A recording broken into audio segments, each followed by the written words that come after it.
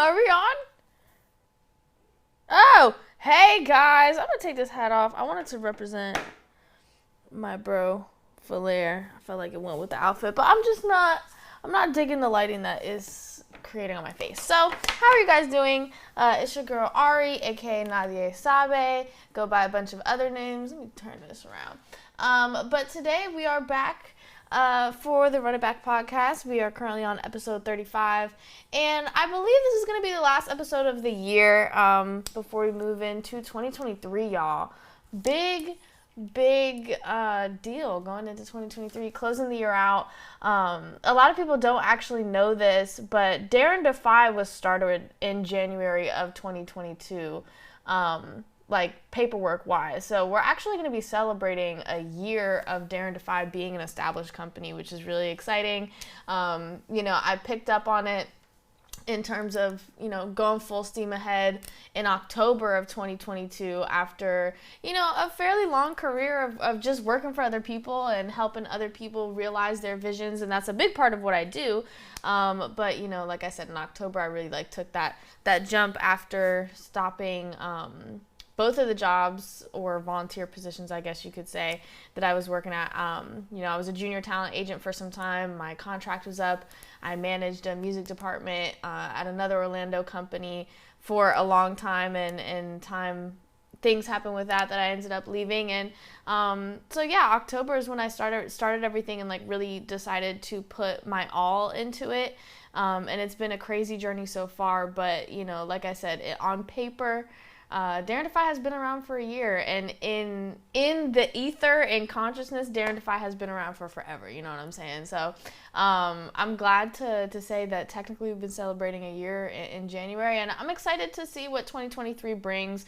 Obviously, in music, it's going to be an interesting year. Very cool updates that we have continued to talk about together for many months now. I started this podcast. Oh my gosh, I don't even know. I could go and I could find when. But I started it in school while I was still at Full Sail. It was actually one of my assignments to create a podcast for the class that, we were to, it was all done audio, right? So I would hop on GarageBand with my $30 mic that I record demos on, and did the podcast, did the research for it, and did it all audio. But I sound like a news reporter still. I think that I have that little twang to me. But it was so polished and evident, but not in a polished way, but it just sounded very fake. You know what I'm saying? And it was only audio, and I did it, and I was like, you know what, I'm gonna keep up with this. I like this. I think it's useful. The goal for it is, yes, to be for independent artists to know what's going on in the industry, but more for folks like myself who, it's a lot of research to do. I hop on my computer and I do research every day for the podcast, and not everyone has time to do that, but still needs to know the information. So that's kind of where, the idea for Run It Back came, and now we're on episode 35 of 35 weeks almost nonstop doing this podcast. And those who have seen the first episode know how much it's grown, because I used to, just like I said, it would be maybe 15-20 minutes, or I think some of them were a lot longer, but would release it on SoundCloud and YouTube, no visuals. And now and this is a perfect time to thank our sponsors, Innerspace Orlando, for and partners in life and business and everything, for being the reason why we have just seen this much growth and are as awesome as we are now. You know what I'm saying? And like I said, so 2022 was definitely a year of growth, definitely a year of change. And I think that, at least for myself and a lot of people I know, 2023 is going to be, I think the beginning of it is going to be the tail end of that change, and reorienting ourselves to flow with that change as best as possible, and then sitting in it and riding. I think that 2023 is going to be awesome for a lot of people, and just in general. So I'm excited for everyone to be making their resolutions and striving to be the best that they possibly can, you know what I'm saying, for 2023. So with that being said, that long, overdrawn intro, let's get into the content today. We actually don't have any music to review today. The submissions were low, so I figured let's make the last episode relatively short, or the last episode of this year relatively short. and just talk about some news, talk about some stuff, and I will save all of those submissions for the first episode of next year. And with that, I'm going to be talking about like my favorite stuff of 2020. Or we'll see. I might talk about my favorite stuff of 2022 today at the end. We'll figure it out. But yes, if I'm not getting to you today, because I'm not getting to anyone, I will get to you not next week, but the next episode. And please follow up with me if you just want to make sure that you're getting reviewed. Just make sure that you send me a DM or an email. So, first things first, we talked a little bit about this last week with the R. Kelly case, and I was like, I didn't know if I wanted to continue talking about it, but I feel like an investigator with this in the way that the distributors and the labels are shifting blame, and that's really what I wanted to talk about, because I saw this article.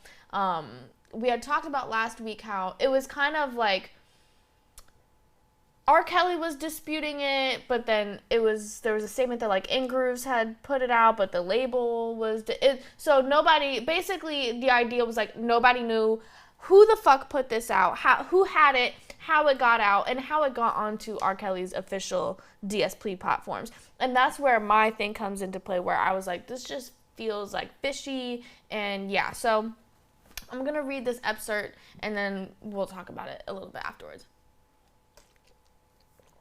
So his lawyer said that Kelly's master recordings were stolen around the time of his arrest on the sex trafficking crimes charged February 2019, potentially via recording equipment or a hard drive.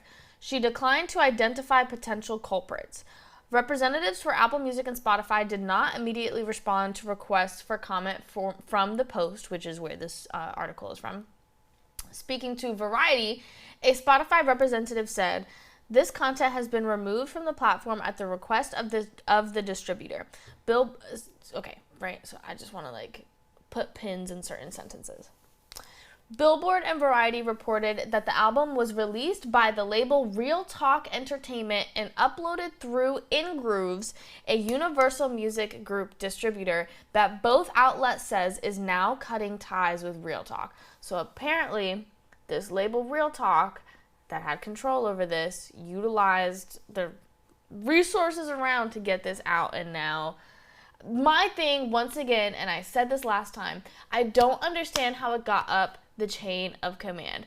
Okay, Real Talk may have set the thing in motion, but if it was released through Ingrooves, somebody at Ingrooves knew what was going on and didn't, like, that's where my brain kind of malfunctions with it or just doesn't understand. I do understand. They're all stupid. Like, and I don't mean it to, like, sound like that, but, like, they just, I don't know who thought it was okay, what happened, but it's just, and now everyone, like I said, it feels just like a lot of people are shifting blame. And anyways, the songs reportedly were released via Real Talk sub-label called Legacy Recordings, which has the same name as Sony Music label. A representative for Sony Music's Legacy Recordings confirmed to the Post that it did not release the songs. Representatives from Ingrooves and Real Talk could not immediately be reached for comment. Yeah, I mean, I pretty much said all that I need to say about it. I don't know if we're going to find out if somebody actually stole these master recordings and somehow got it through Ingrooves. Maybe we will, maybe we won't. But the whole thing just seems really fishy to me, and I hope that we do, because it's like, it just shouldn't have been able to happen. And I hope that if anything comes from it, that new safeguards are put in place so that stuff like this doesn't happen again. Boom, bada bing, bada bow. Moving on. When your Spotify Wrapped, when you open your 2022 Spotify Wrapped, you'll notice a multicolored and multi-layered graphics that are as dimensional as your listening habits. The team behind Wrapped is just as expansive, with data scientists, engineers, copywriters, designers, music and podcast editors, and more. Uniting it all is Mary Ron, Global Group Creative Director at Spotify. I just wanted to shout them out. I feel like it's something that I know the majority of the people who are tuning in utilize this feature of Spotify Wrapped or the Apple Recap or whatever, which we all know comes from Spotify Wrapped. Thanks. I'm a Spotify, like, I may not like the way they treat. This is so bad in terms of like you put your dollar where your ethics are. I may hate Spotify when it comes to, and just streaming in general. It's not even just Spotify when it comes to royalty payouts. But I love Spotify I like the algorithmic playlists, and just I fuck with Spotify like very heavy. Anyways. But I wanted to recognize the people behind it because, like I said, I know a lot of people, you know, if not most people, were involved in the project as, you know, a consumer. But the people who made it happen, you know, in terms of design, I don't think it's like amazing, and I'm not gonna bullshit and act like the Spotify rap designs for the past couple of years have been phenomenal. But you know, there are people who make it happen in terms of the content that is in there. Definitely the people who deal with data and just putting all of those things together. And of course, Mary Ron, who, you know, she headed the ship of this. And like I said, just showing them some recognition. But I also wanted to show, and I might talk about the story that kind of follows what I'm about to say after instead of some other stuff in between. There are so many people who went into it. You know, it wasn't just one graphic designer, one data analyst that made Spotify Wrapped. It was a whole team of people that do different things, and that their career doesn't just stop in Spotify Wrapped. They're a year-long employee, you know, that has a real place in the machine of the industry. So the next thing that I am going to talk about, how I mentioned, is working in music without being an artist. I came across this article, and I just wanted to touch on it because I talk about it, you know, with my people, my clients, and things like that. But I wanted to, you know, continue to solidify that there are ways to work in creative industries and in entertainment in general that do not have to do, first of all, with being the star, being front and center stage, which not everyone wants to do. It's not possible for everyone. You need a plan B, and you need, I am a Swiss Army knife, right? And I advocate for other Swiss Army knives, you know, and jacks of all trades. I think it's impossible to be a master of one. I don't, like, unless you're born with it, if you, let me just put it like this, and this is going to be like real, like brash, but I'm willing to say it. Unless you're born with like Michael Jackson talent, Whitney talent, you're not going to be as big as them. You can get some, but you're not going to have, it's not going to be the same unless you're born with it. Some people are born with it, some people aren't. You don't have to be that to be successful and to be the star, but if, you know, anyways. And there's just so many other things that you can do in entertainment while still being creative and still being a part of it, still having fun, still having a fulfilling career. And I like to spread that message because I feel like it's necessary, right? With that being said, just to list off some things and to talk a little bit about what they do in the industry, here are some things that you can do in music without being an artist. Obviously, a producer, that's a kind of go-to one of where you're maybe not the artist, the person who is writing the lyrics, or maybe you are writing lyrics, but you're not the vocalist. Being a producer, someone who is either making the beats or directing people in the instrumentation, directing the artist in terms of what direction, and creating a sound, and working very closely, and being another part of that artist's musical mind and being able to put it into fruition, right? You have a journalist. So I don't know if I would consider myself a journalist, but someone who does similar stuff to what I do in terms of this podcast and reporting news, writing articles. So I utilize a lot of journalists. Y'all help me out a lot. Things along those lines. There's also photojournalists who integrate photography with what they do. An editor. This could go into many different fields in terms of like production. Like the main thing that comes to mind for me is someone who would edit something like this podcast, or who would edit content and videos and things of those natures, music videos as well, things like that. A conductor. So this isn't something that a lot of people think of, and definitely very music theory heavy, and technically, you know, on the forefront when it comes to music, but a conductor, so someone who conducts an orchestra, or who conducts, you know, a string quartet of some sorts, and there's definitely other places where it can be utilized. A songwriter is another pretty obvious one, someone who is supplying the lyrics for a vocalist. An agent, so there's two ways that we can think about this, and there's, you know, other ways, but the two that I primarily hone in on are a sync agent and a booking agent. So a sync agent is someone who is essentially like a broker between an artist and a music supervisor. So music supervisors are another thing that's actually I put right underneath. Music supervisors help essentially what they do is they are in charge of the music for films and TV, right? So they are the person in charge of collecting the licenses, gathering composers, making sure that everything is on track for the production. Right, so your agent, your sync agent, like I said, is your broker between that personnel who has the ability to really make decisions on placement. They are the decision maker. And the artist who wants to get their music placed so that they can collect not only upfront licensing fees, but points on the back end, of course. And then a booking agent is the person who is going to actually book you shows. So, if you want to be booked for Rolling Loud, your booking agent is going to be responsible for that. So on and so forth. And most people starting out, your manager will be your booking agent, but they're really not supposed to be. You do have to be licensed to be an agent. So you're really not supposed to book shows as a manager unless you have a license for it. But, on small scale things, it's really not that, I wouldn't say a big of a deal, or noticeable really, because it's not as formal, rather, I would say. But once you get into that space, yes, and definitely, make sure you're minding your P's and Q's on that. Just a tidbit. You could be a manager. We just talked about them. You could, manage somebody's career, essentially act as their operations manager, make sure things run smoothly, handle their career so they can focus on the art. If you're into administration and delegation, you would like it. It is also task driven depending on the size of your team, and if you're growing with your artist, or if you're kind of swooping in and making sure, once again, with that delegation. But yeah, I'm not going to go into that tangent. We'll talk about it most likely another time. Anyways, you could also just be an instrumentalist or a studio musician. Learn how to play an instrument, practice it very well, and go ahead and go for it.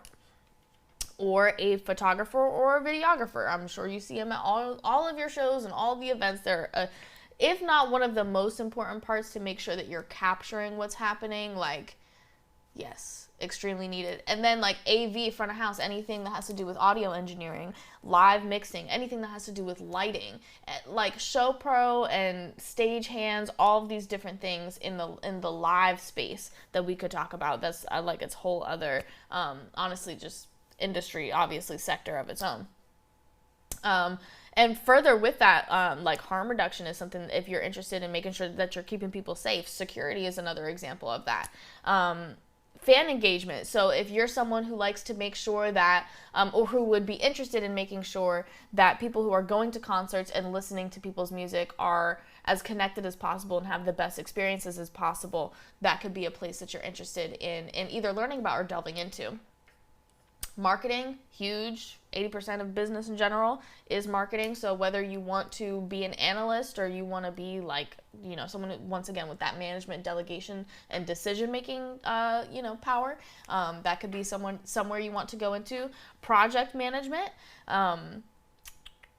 graphic design is another huge one. Creative direction is another huge one. If you like makeup and hair, being a part of a glam team, styling clothes, if that's something that you like. Public relations, getting more away from the creative and fun stuff, but public relations and dealing with, radio stations, publications, TV shows, or late night TV shows more specifically, and stuff like that. Assistance, you could just be someone who helps, make sure that the oil is running. Data analytics, which we talked a little bit about before, but hugely important, and that goes into marketing, fan engagement. That, data analytics is everything. Social media management is another huge one, is another place where and a lot of this, if you can't tell, can be used in different arenas, because everything is just a business, but we need them in music as well, right? And then promotion and talent buying, so kind of the other end of the booking agent shtick, of the people who are tasked with getting the musicians and paying for them, and so on and so forth.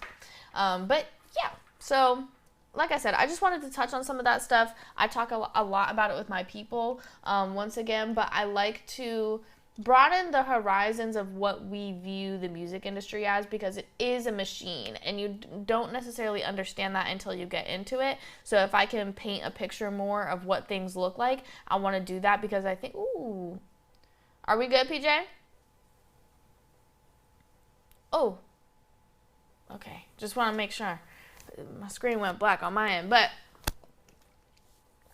yeah, I like to broaden the picture and just show people in whatever way I can that there's a lot more moving parts that make things work.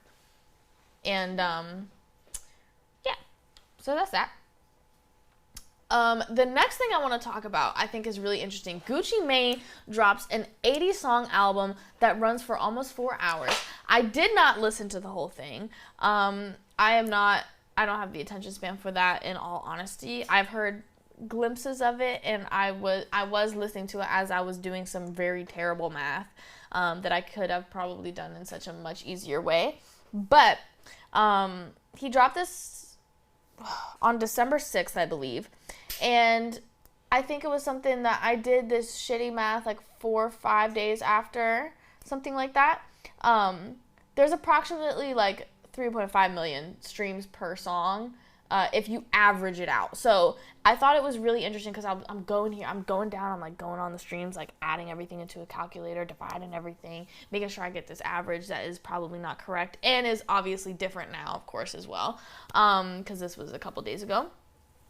Some of these songs have as low as like 17,000 plays or like 12,000 plays. And then some of them have like 150 million plays, where that's where we get that average of like almost 3 million per. But there's 80 songs. So if you do the math, 80 times 3 million is a large number of streams that he collected in a very short period of time. Like maybe, like I said, maybe 4 or 5 days. And I think it's because the project was so long. Like, man, I just don't even, I don't know if this was an experiment, but I would have done it as an experiment if it was me dropping this, just to see, because they made so much money in like 5 days, and they're still going to make a lot more money because it's not, we talk about like how much it takes to get to $1,000 in streaming value and things like that. But the volume that they put out, 80 songs, like I said, around 3 million per song, like they did very well with this. Like I said, I didn't listen to all of it, so I can't speak on like the quality of the album. But it's a lot of music, and they ran it up. And I just think it's really interesting. And if we do figure out that like this was an experiment or something like this, I don't know. But I think it's something to pay attention to in terms of how superstars, you could put it, are able to move because of their audiences. Obviously, this wouldn't be possible for Tom, Dick, and Harry, who have 20 monthly listeners on Spotify. And that's no shade to you guys. I love you. But you can't release an 80-song, multiple disc project and expect for these kind of numbers. Gucci Mane can, because it's Gucci Mane. Like, I don't know, but do I even know where I am going with this? Because I just thought it was interesting and I wanted to talk about it, and now I'm on this tangent that I don't know where the end of it is, so I'm gonna move on. While Madison has already a popular destination for outdoors enthusiasts as well as fans of beer, cheese, and sports, it is also continuing to develop its cultural landscape. One area of that is music. And the Greater Madison City Project is looking to push that development forward with their forward thinking on where to take Madison's musical potential. It turns out that our music in Dane County basically generates $363 million, Reese said. 5,791 jobs generated across the county, with a total of 218 million in total earnings. This is another thing that I wanted to touch on, and just in terms of like a little bit of really just how much money can be generated in city by city with, independent music, truly. And I kind of wanted to like inspire, if I can, Orlando a little bit to like see like we could make more than $636 million off of the phenomenal talent that we have here and the tourism that is our city. You know what I'm saying? If we're able to get our people in certain rooms, we could make more than this. And it's a lot of money. So, I don't know. Yeah, come on. Let's come together, guys. It's the end of the year. Let's move into 2023. Taking Mickey Mouse by his ears. and riding on into the sunset of lots of zeros, right? But yeah, I thought it was cool. Like, just this town is like, yeah, our culture and the music is generating a huge figure for us, and we want to continue putting into that. And I think that that's really cool. And I think, once again, an eye opener on the opportunity that a lot of people have. Like, of course, I'm mentioning Orlando because that's where I am. But we're not the only city that has this potential that is not yet tapped into, right? Okay. The next thing is about AI. AI-generated performers and music have the potential to completely remove human input. Once we pass the threshold, we'll be forced to confront a host of novel questions about how non-human creators will be treated. Will they be paid? Who will own the copyright to their songs? Will they be eligible to win awards such as Grammys? In 2019, the U.S. Copyright Office rejected a copyright claim for a piece of AI-generated art, stating that it lacks the human authorship necessary to support a copyright claim. What happens when AI-generated music breaks through the charts and the AI's creator wants to get paid? Is the programmer really the author of that work? Moreover, what recognition should the underlying scores that fed the machine receive, including attribution and royalties?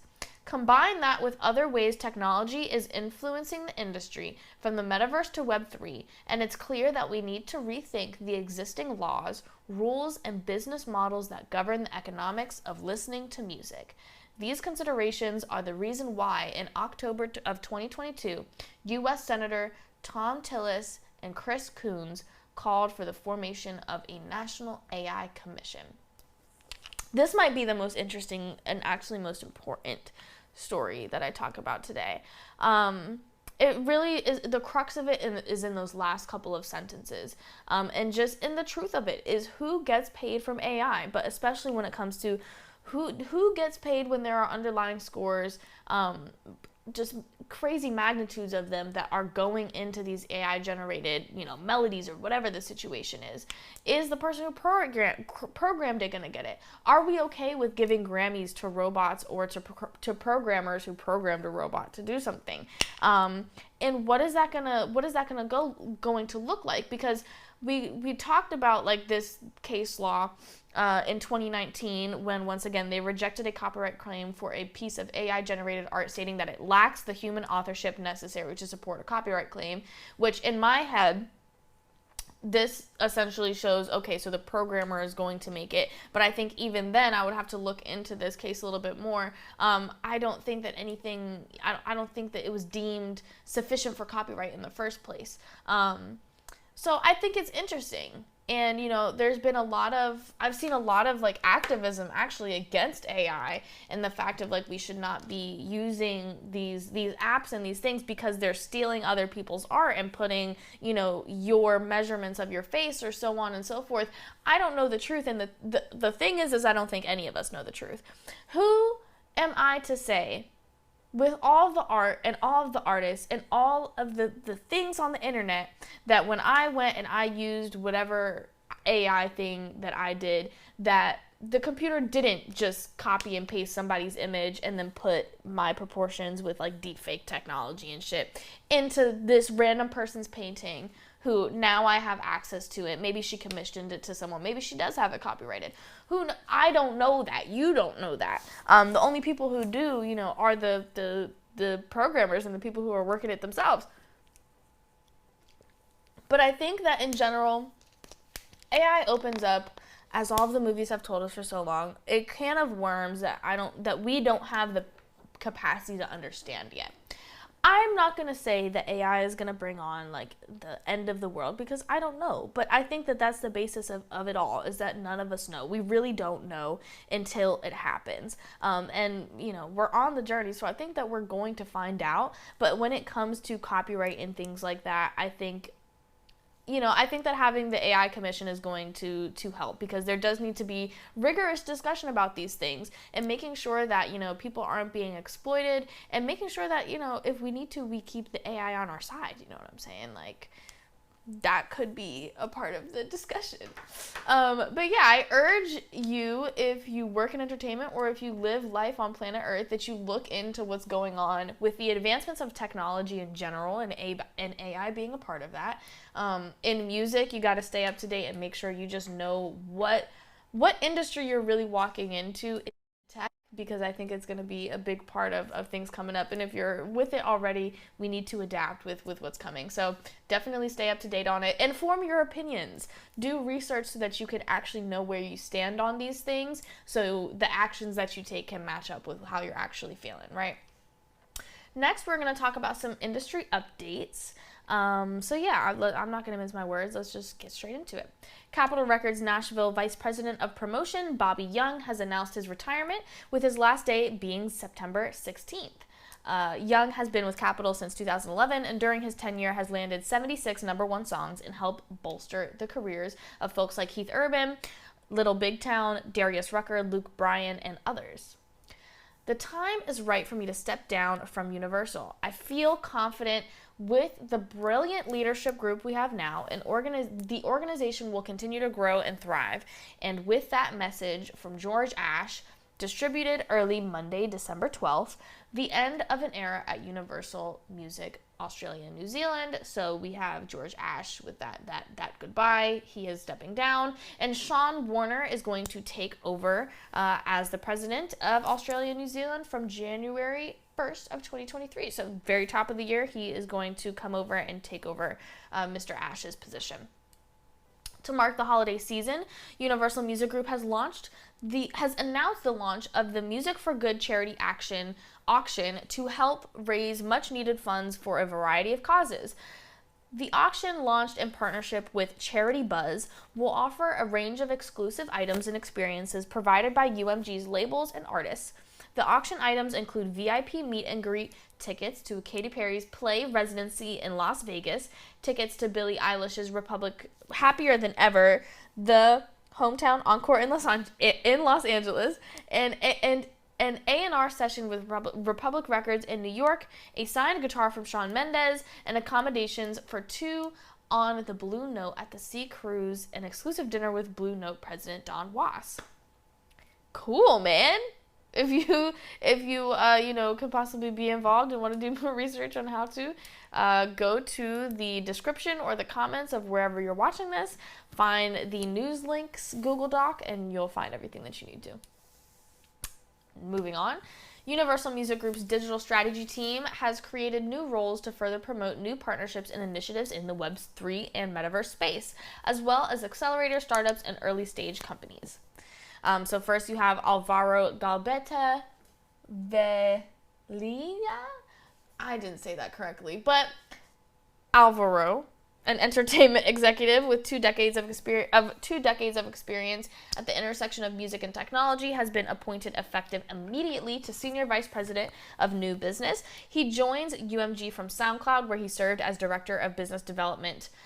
He will work closely with UMG departments and key collaborators to develop opportunities in the Web3 and metaverse sectors, as well as other emerging areas of digital business development. And then we have Kirsten Bender, who plays a key role in implementing digital business partnerships with UMG operating units and directing the majors' engagement with entrepreneurs globally.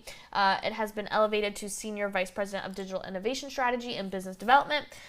These two are based in Santa Monica and report to Michael Nash, Executive Vice President, Chief Digital Officer. Very cool.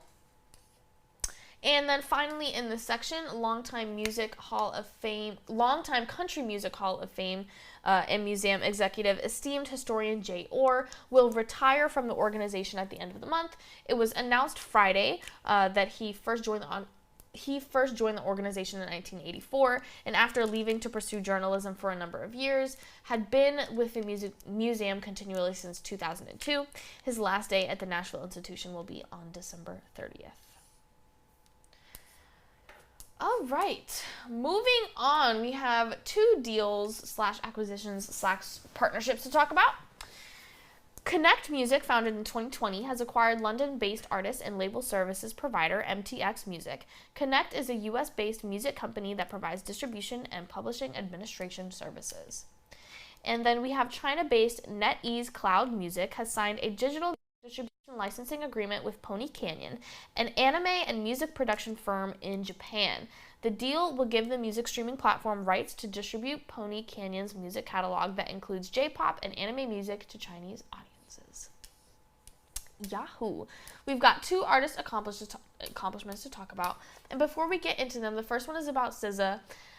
Last week I talked about how I needed to listen to the album. I listened to the album, and I have some words, okay? I need ample preparation.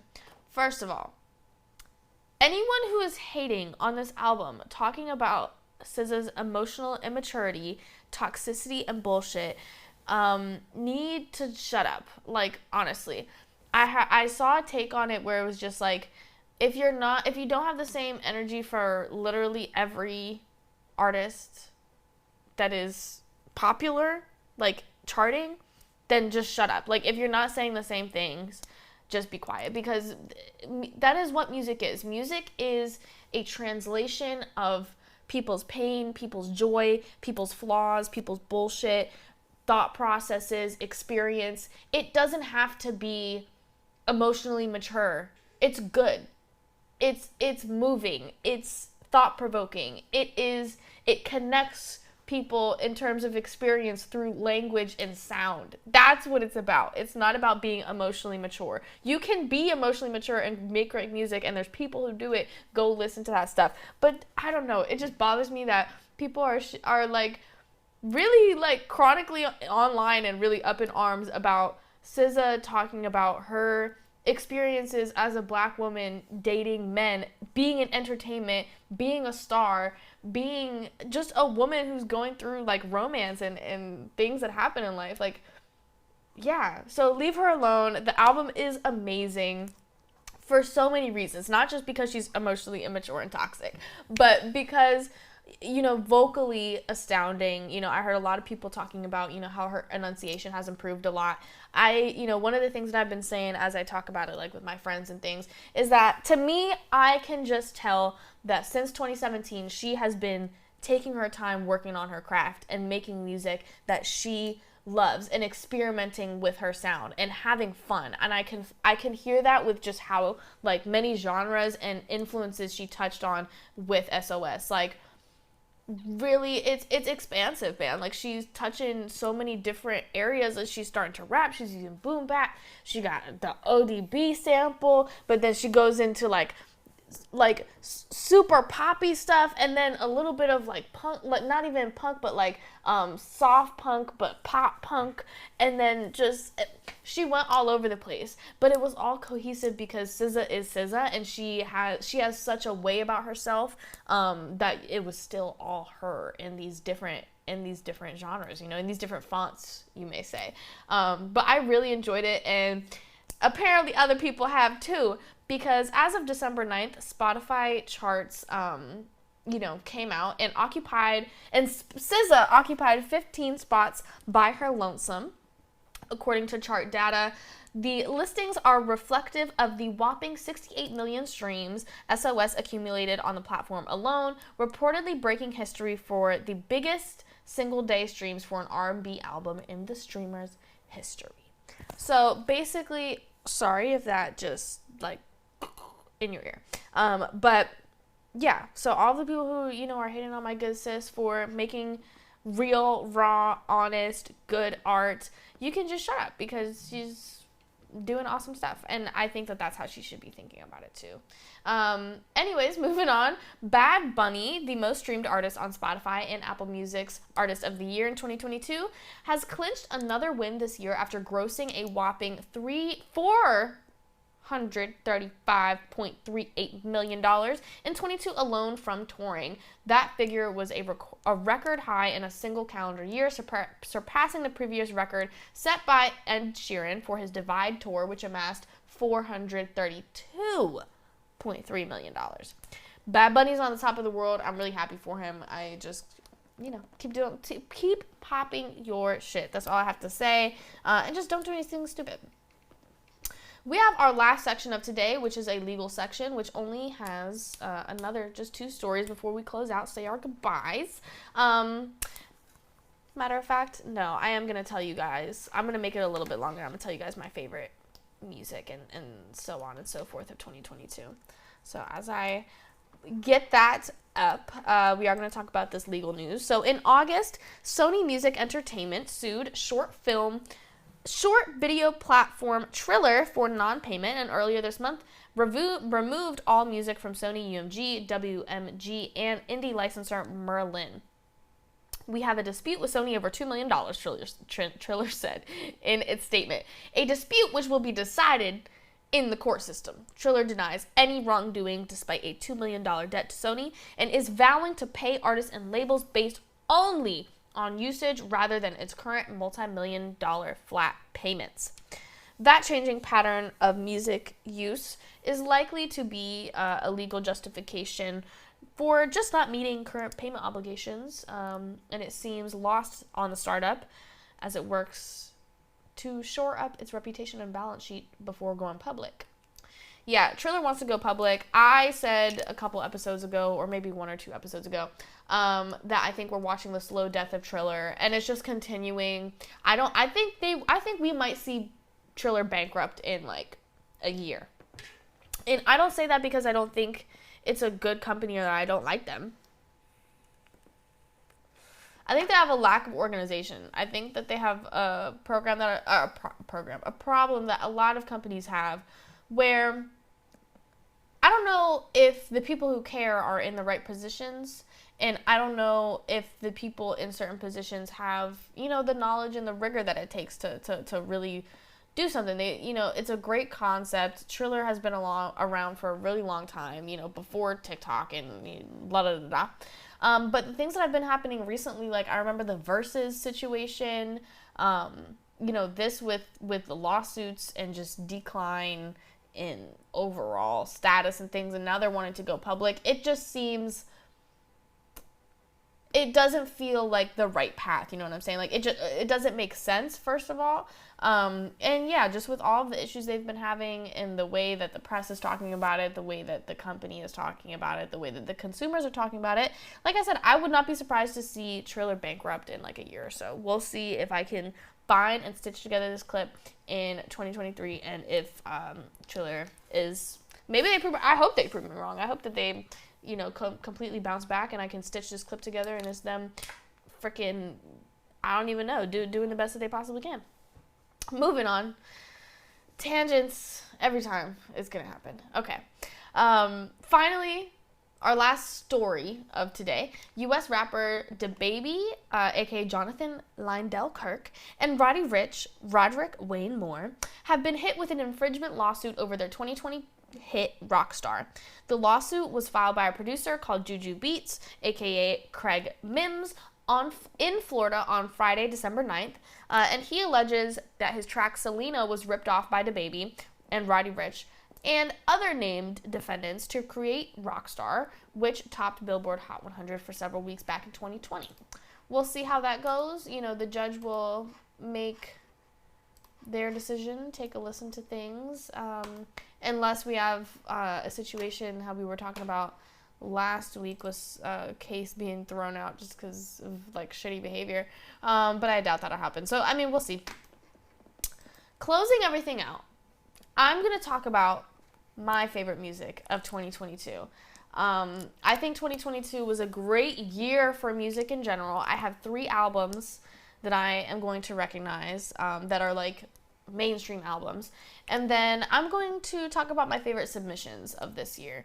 You heard some of them, if you were on for our little intermission time.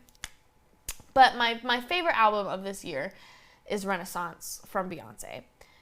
When I was talking about SZA with like the expansiveness, it's such an expansive album. It was so fun. I think that she meshed together the culture of, it's interesting because, ballroom is black, you know what I'm saying? But ballroom culture is black. But the meshing of those two worlds in that album was, I feel, just like seamless. It went so smoothly. Every song, I mean, the transitions themselves and the curation was masterful. But each, there's not a bad song. There's not a bad song on Renaissance. It's all phenomenal. It's all better than so many people doing so many things. And I enjoyed it so much. It was on repeat. There's not much more I can say about it. If you haven't heard it and you like club music, if you like rap music, if you like R&B music, if you like soul music, just listen to it if you haven't already. Seriously. Then we have SOS. I already talked about it, so I'm not going to talk about it again. That's my second favorite album of this year. She dropped it at the very end, and she got me. She got me. And then number 3 is Mr. Morale and the Big Steppers from Kendrick Lamar. I love rap music, and Kendrick is one of my favorites. I think it was controversial when it first came out, you know what I'm saying? But he talked about a lot of shit. I enjoy people talking about shit that not a lot of people are willing to talk about or are scared to talk about. And I think the main thing was Auntie's Diaries that people had an issue with. And just to speak on it, the way that I put it, and I was talking to a friend about this when it first came out, and I specifically said this to him. I was like, I enjoy the song, and I think that, him speaking in his perspective on something that happened within his family, he is allowed, his emotions and his experience is valid in that. And him going through the motions, growing up, and gathering information about things like transness and gayness and these things, that's his experience and that's valid. But I cannot tell someone who is of that experience that they cannot be upset with it. Does that make sense? I can't tell them that they shouldn't be mad. Because they are also righteous and okay in having their experience of being offended or thinking that that's not okay. I can't. Either way, his braveness in going out and saying those things and being vulnerable, because that's really what the basis of it is making vulnerable art about, his experiences and feelings about things. That's what I commend. I think sonically it was great. I appreciate that he challenged our thought and made us think about things and touched on certain subjects and concepts. And once again, sonically it was great, and it's just another one. Like, these 3 albums, none of them have bad songs. Like, there's no skips. To me, they're 10s out of 10s. And yeah, those are my top 3 albums of 2022.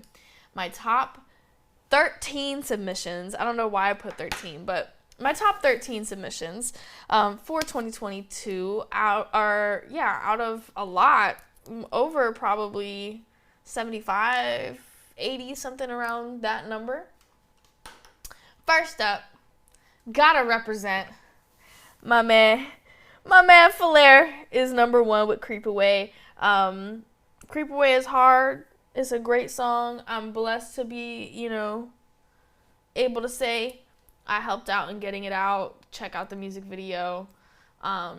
It's a baller song, bro. It's really, if you need a challenge to get up and, be the one, be him, listen to Creep Away. It'll get you in that mindset. That's all I'm going to say about it. The second one is Had to Show Him by Janae Paramore. We talked about this last week. I love this song. It's still been on repeat. If you log on to your Spotify for Artists and it's you have one person listening, it's me. It's me. I'm literally obsessed. Flair happened to produce this. Throne Kid mixed it.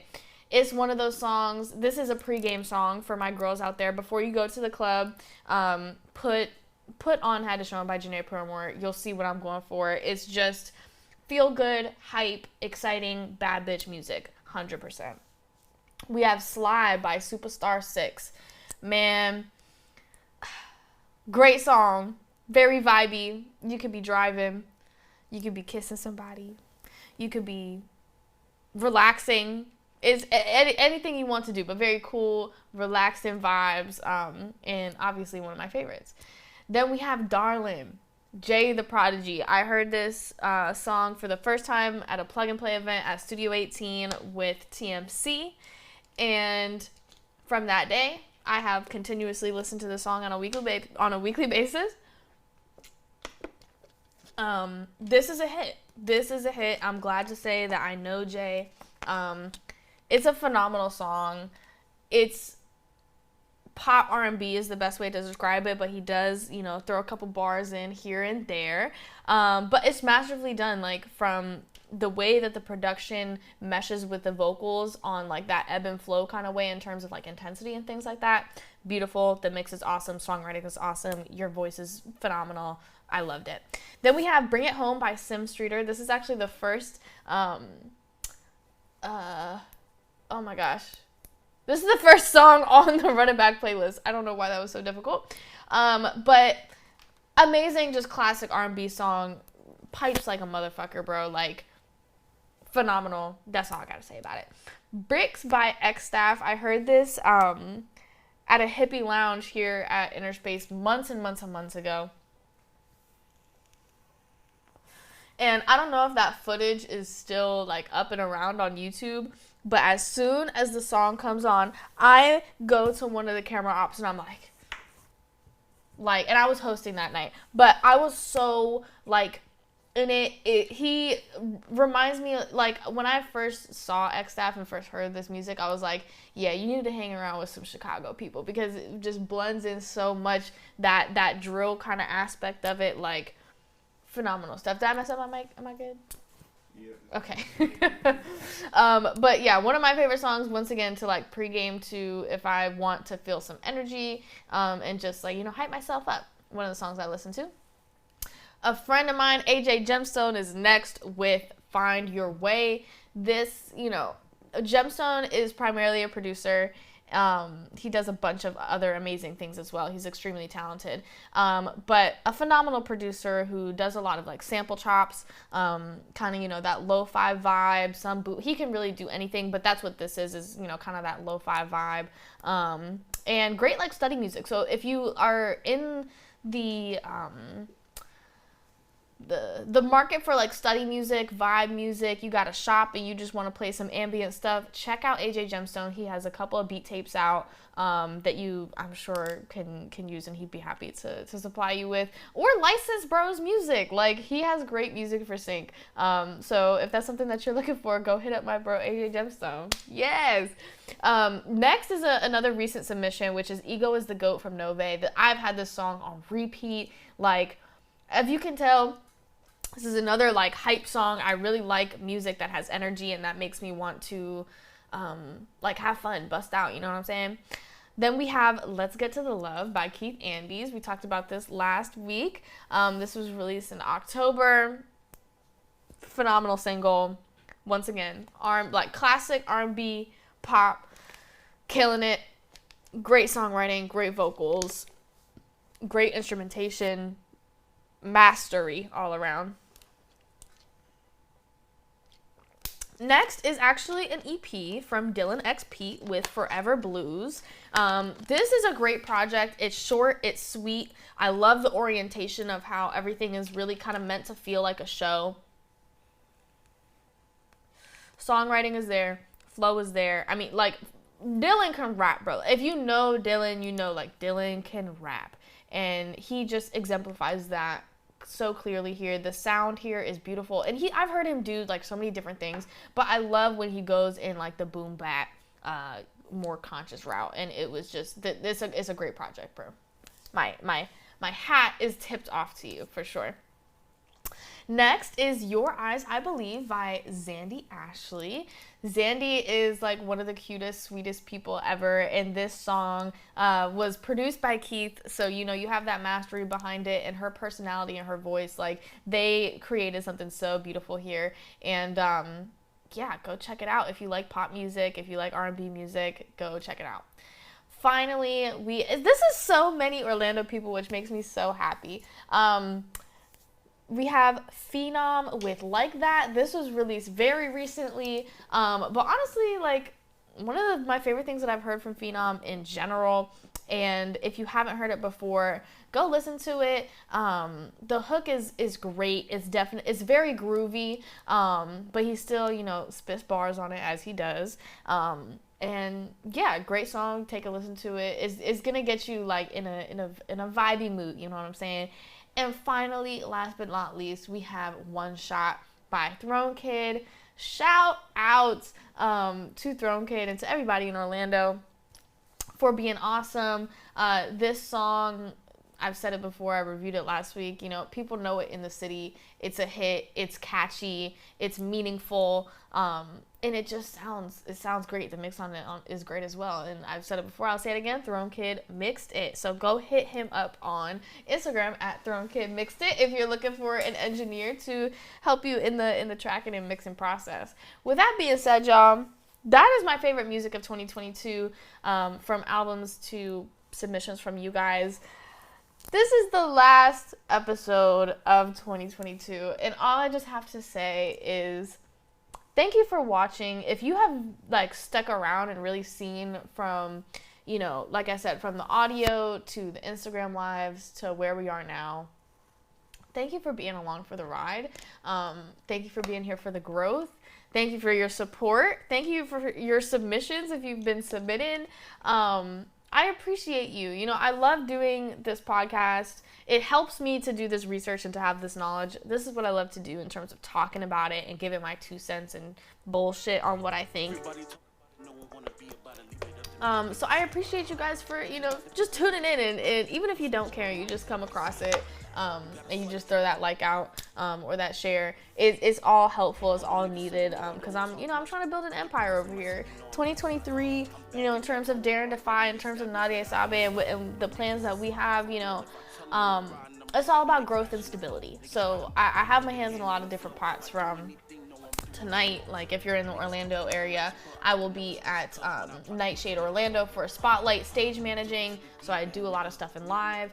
I've done things from hosting to being an interviewer to being a graphic designer, marketing, digital asset creation, education, advocacy for young professionals. I do all of this stuff and I want to keep doing all of it, but right now I'm really in a place of understanding how to make everything work. And so that's what I see for 2023 is really just being acclimated to having everything that I do and making it all work together in the best way possible so that we can continue elevation without me feeling like I gotta take new shit on, you know what I'm saying? So yeah, thanks for being my therapist. I appreciate it. But no, yeah, I hope everyone, is feeling good about the end of 2022, is around their family and their loved ones for the holidays and getting that TLC and rest that they need as we just go into this new chapter, this new time. And yeah, I hope to see you on the other side of it. Next week is going to be not next week, but the next episode is going to be fun. I have a couple of ideas for it. So I will see you at the top of January, the top of 2023. Thank you for watching, you guys. I love you. Bye. I like the way that you move. I like the things that you do. Acércate a mí. Putting me in the mood. Trying to go there with you. Acércate a mí. I like the way that you move. I like the things that you do. Acércate a mí. Putting me in the mood. Trying to go there with you. Acércate a mí. Baby, you see what you do to me. You know I like it. I cannot fight it. The way that you make me feel, you make it hard to leave. You're so enticing. You know I like it. Move your body, mueve tu cuerpo y dame lo que yo quiero. La di-da-di. Cierra tus ojos y siente lo que yo siento. I like the way that you move.